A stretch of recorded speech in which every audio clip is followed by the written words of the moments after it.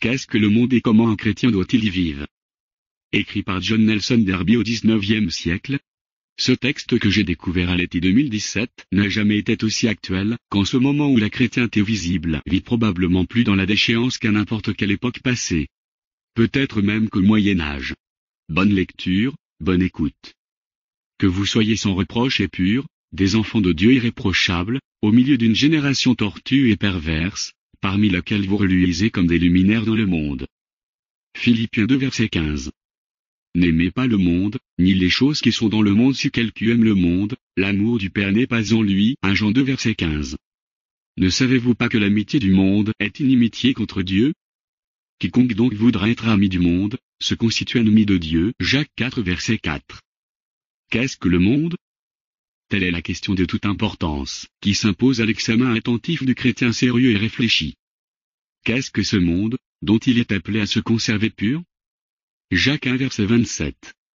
L'Écriture emploie le mot monde dans 3 sens différents. D'abord il signifie littéralement l'ordre, le système, l'arrangement des affaires humaines sur la terre. Ensuite, la terre elle-même est aussi appelée le monde, parce qu'elle est la scène sur laquelle se développe ce système.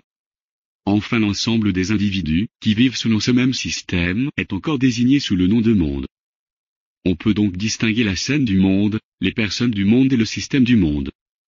Quand nous lisons dans la parole que le Christ Jésus est venu dans le monde pour sauver les pécheurs, 1 Timothée 1 verset 15, nous pouvons comprendre qui est venu sur la scène du monde, et alors, il s'y est nécessairement trouvé en contact avec le système du monde qui le haïssait. Il disait de ses disciples: ils ne sont pas du monde, comme moi je ne suis pas du monde. Jean 17 verset 16, c'est-à-dire que, contrairement aux hommes qui trouvaient leur vie dans ce système, eux, n'en faisaient pas partie. Quiconque est ami de ce système est ennemi de Dieu. Jacques 4 verset 4. Le propre d'un tel système est de se gouverner soi-même, sans aucune dépendance de Dieu. Prenez comme exemple l'organisation militaire. Quand un homme entre dans l'armée, il trouve tout ordonné en vue de ses besoins. Le trésorier pourvoit à sa solde, l'officier d'abîme lui donne son uniforme, un autre lui fournit ses armes et son équipement, etc. Des règlements ont déterminé qu'il devait aller ici et loger là. Il y a des heures régulières pour le lever, l'exercice, la parade, l'appel, etc., etc. Il est lié à cette organisation en entrant dans l'armée, en sorte qu'il ne peut rien entreprendre de son propre chef. C'est d'une manière très significative que l'on dit de ce système qu'il est en lui-même un petit monde, tant ses arrangements sont complets et méthodiques.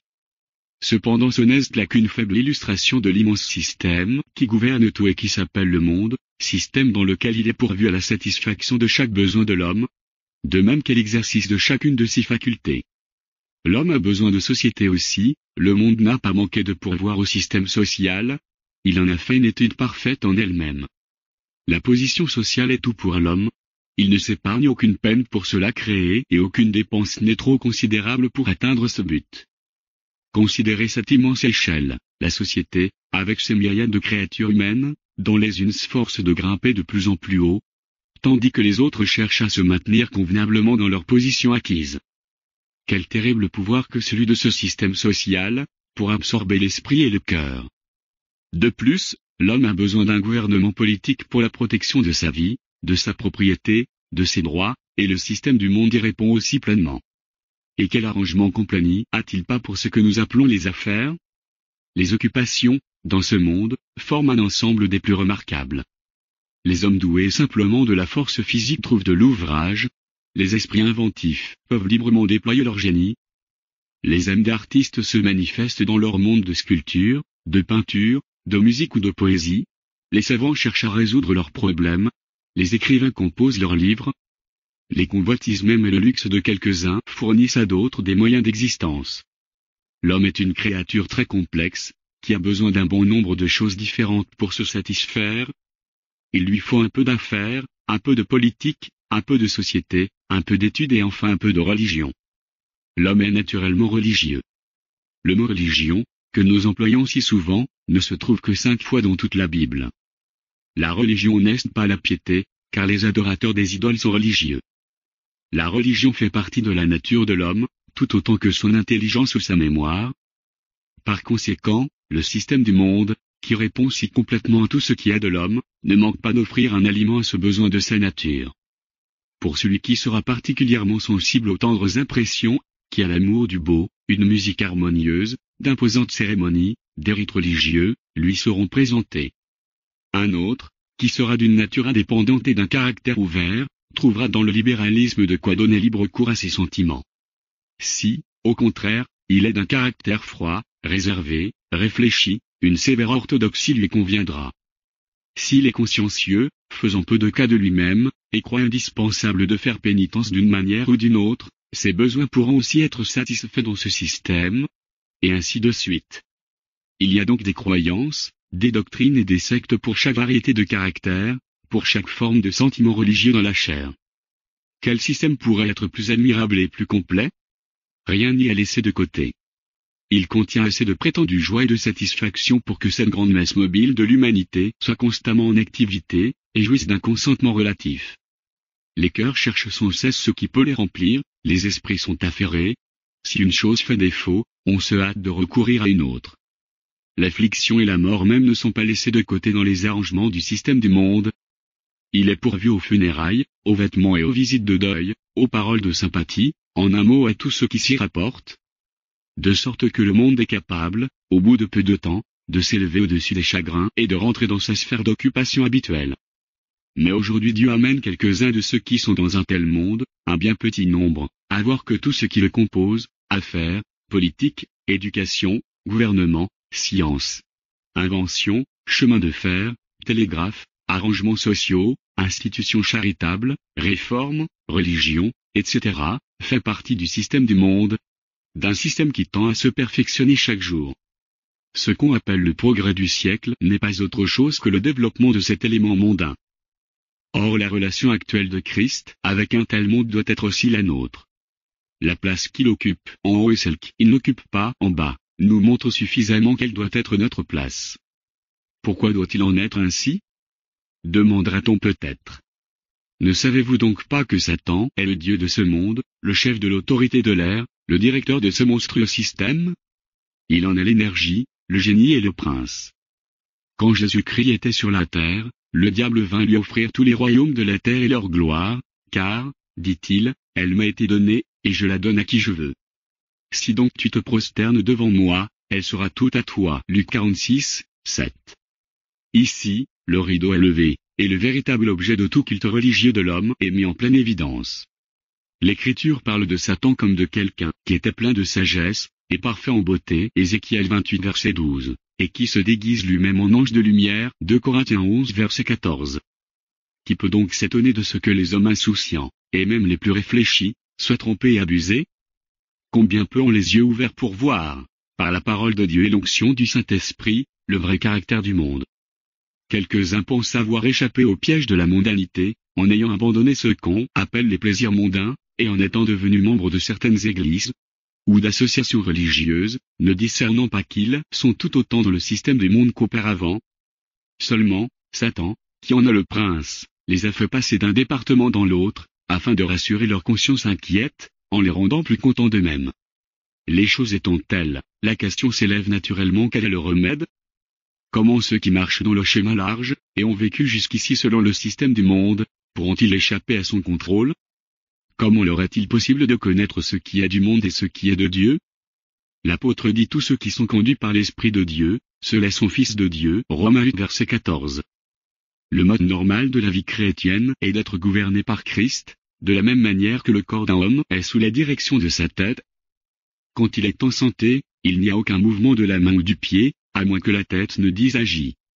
C'est précisément dans ce sens que Jésus-Christ est la tête du chrétien corinthien. 11 verset 3 qui se trouve dès lors sous sa direction immédiate en toutes choses, petites ou grandes.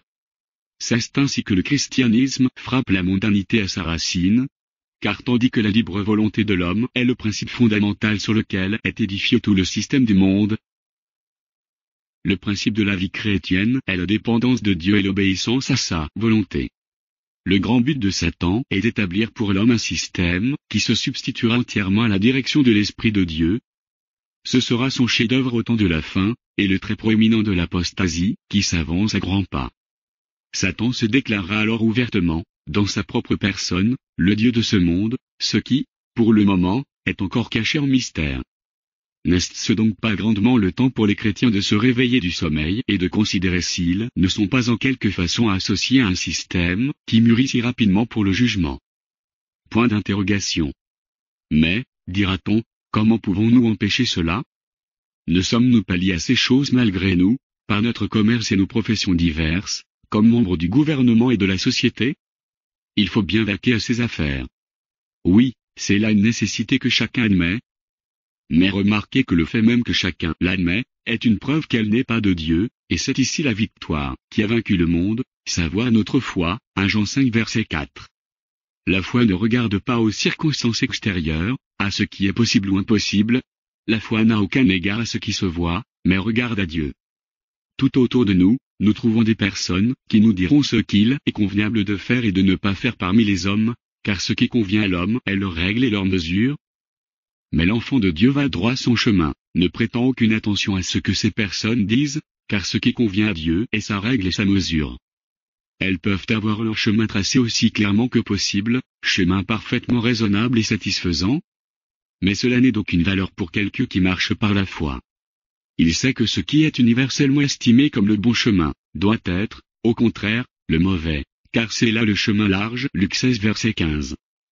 Par exemple, chaque indique bon citoyen, un chrétien, doit s'intéresser au gouvernement de son pays, et doit voter, afin de contribuer à placer au pouvoir des hommes honorables. Dieu dit tout autre chose. En plusieurs endroits de sa parole et de différentes manières, il me dit que, comme son enfant, je ne suis citoyen d'aucun pays, ni membre d'aucune société. Notre bourgeoisie est dans les cieux. Philippiens 3 verset 20. Dès lors j'ai affaire avec les choses célestes. Par la croix de Christ le monde m'est crucifié, et moi au monde. Galates 6 verset 14. Si je donne mes pensées et mon cœur aux choses terrestres, je serai ennemi de la croix du Christ. Philippiens 3 verset 18. Ne vous conformez pas à ce siècle. Romains 12 verset 2. Qu'avons-nous donc à faire avec les autorités? Eh bien, soumettez-vous à elles, puisque Dieu les établit.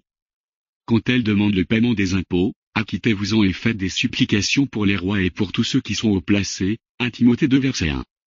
Ainsi, tout ce qu'un chrétien a à faire avec la politique, c'est d'être soumis aux puissances établies sur lui, non seulement à cause de la colère, mais aussi à cause de la conscience. Romains 13 verset 5. Il est bien vrai qu'en Christ il est héritier de toutes choses, y compris la terre sur laquelle le système du monde opère maintenant. Mais, comme pour Abraham dans le pays de Canaan, Dieu ne lui donne pas même où poser son pied à titre d'héritage actuel, le juste vivra de foi. Si donc le véritable enfant de Dieu refuse de voter, ce n'est pas tant qu'il pense que le vote soit mauvais en lui-même, mais c'est qu'il a donné son vote et son intérêt à l'homme qui est dans les cieux, et que Dieu a exalté comme roi des rois et seigneur des seigneurs. Outre tout cela, il a perdu son intérêt dans les choses terrestres, parce qu'il a trouvé quelque chose de beaucoup plus attrayant. Il voit aussi que le monde, dans son esprit et son essence, est impie, et que ses réformes et ses améliorations tant vantées ne tendent qu'à fermer toujours plus à Dieu l'accès du cœur de l'homme. Il désire rendre témoignage à Dieu et à sa vérité, annonçant le jugement à venir à l'apparition de Christ, au moment où les hommes se féliciteront d'être en paix et en sûreté, et espérant que, par son moyen, d'autres pourront apprendre à se dégager du piège dans lequel Satan enlace toute la masse de l'humanité. Nous qui sommes sauvés, nous devons être épars, comme ayant pris position avec un Christ rejeté, en face du monde qui l'a crucifié. Étant manifestés comme des hommes d'une race céleste, sans reproche et purs, des enfants de Dieu irréprochables, au milieu d'une génération tortue et perverse, parmi laquelle vous reluisez comme des luminaires dans le monde. Philippiens 2 verset 15. Telle est la grande mission des enfants de Dieu. Mais il en coûte de vivre de cette manière. Il faut être semblable à un roc isolé au milieu d'un fleuve rapide. Tout ce qui l'entoure est en mouvement. Tous ses efforts tendent à l'ébranler. Il y a pression, pression, toujours pression. Mais il se tient là debout au milieu d'une opposition sans fin, qui l'entraînerait certainement s'il n'avait pas la fermeté du rocher. Quand nous apprenons à mettre en pratique les paroles de Dieu, alors s'élève l'orage. Appartenir à ce qu'on appelle une église est assez facile, et aussi faire comme les autres. Être honnête homme et bon citoyen n'attire aucune persécution. On peut être tout cela, et pourtant suivre le courant, mais briller comme des lumières, pour Dieu dans le monde, cela provoque son inimitié. Partout où Christ est vu, il est aussitôt haï. S'il est vu en moi, je serai haï à cause de cela. Mais si, au contraire, je jouis d'une bonne réputation, si personne n'a rien contre moi, comme chrétien, Qu'est-ce que cela veut dire? Que la vie de Jésus n'étant pas manifestée dans mon corps mortel, Christ ne peut être découvert en moi. Tel est l'état des choses, quand une personne en est réellement venue à connaître Dieu, ou plutôt à être connue de lui, elle est attirée en haut par son union avec Christ, loin de toute participation à ce qui compose le système du monde, et elle peut se demander, comment m'est-il possible de retourner à ces faibles et misérables éléments? Quelqu'un qui est devenu fils de Dieu, qui possède la vie éternelle en Christ, qui est un avec la tête, laquelle lui est révélée par la parole et par l'esprit. Comment peut-il avoir ses intérêts dans le monde, lui qui a appris à connaître Dieu? Si nous voyons un enfant manger un fruit mauvais, acide, dans un verger, tandis qu'il y aurait à côté de lui un arbre chargé des fruits les plus savoureux, nous devrions en conclure qu'il ne connaît pas les bons fruits. De même, si un homme s'engage de cœur quelqu'une des choses qui forment le système du monde, est-il possible, nous demandons-nous, qu'il connaisse Dieu? Et c'est la raison pour laquelle les paroles de Dieu ne nous sont pas présentées comme des ordres formels, tels que « Tu ne voteras pas, tu ne seras pas honoré dans ce siècle mauvais, tu supporteras l'opprobre. » Non, mais elles sont présentées de telle sorte que le disciple aimant, dont le cœur égoïste a été brisé et qui n'éprouve d'autre besoin que de connaître la pensée de son Seigneur, puisse en découvrir le secret, en étant davantage avec Christ, pour lui être toujours plus semblable, étant retiré du présent siècle mauvais.